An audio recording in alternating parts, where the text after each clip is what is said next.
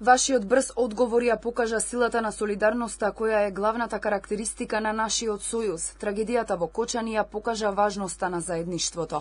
Првиот дипломат Тимчо Муцунски на средбата со амбасадорите на земјите членки на НАТО по повод 5 годишнината од членството на Македонија порача дека ќе се преземат сите неопходни мерки за целосно истражување на случајот. Ја потенцираше заложбата на владата за борба против корупцијата и сите девијантни појави кои го нарушуваат системот. Наша цел е да ја зајакнеме довербата и унапредување на функционален систем во кој граѓаните ќе имаат целосна доверба. Вашиот брз одговор ја покажа силата на солидарност, која е главната карактеристика на нашиот сојуз, а која во овој случај беше демонстрирана од се срце.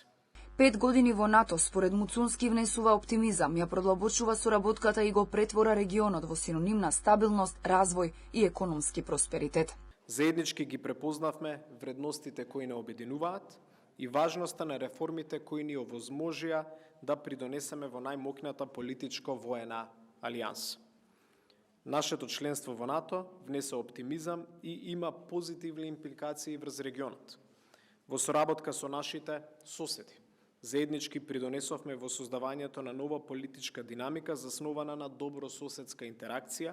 Македонија има обврска да инвестира во одбраната и да ја модернизира армијата, но клучна е соработката со сојузниците и заложбите за мир и безбедност. Ова не е само формално достигнување, туку доказ за нашата посветеност на мирот, безбедноста и меѓународната соработка. Ова достигнување беше резултат на континуираните напори за реформи во областа на одбраната, безбедноста, но исто така и за демократијата.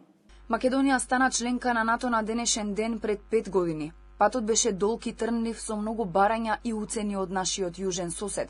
Рампата беше крената по потпишувањето на Преспанскиот договор во 2018 година, со кој Македонија го промени уставното име против волјата на народот. Тогашниот премиер Зоран Заев во нивици си подаде рака со неговиот грчки колега Алексис Ципрас.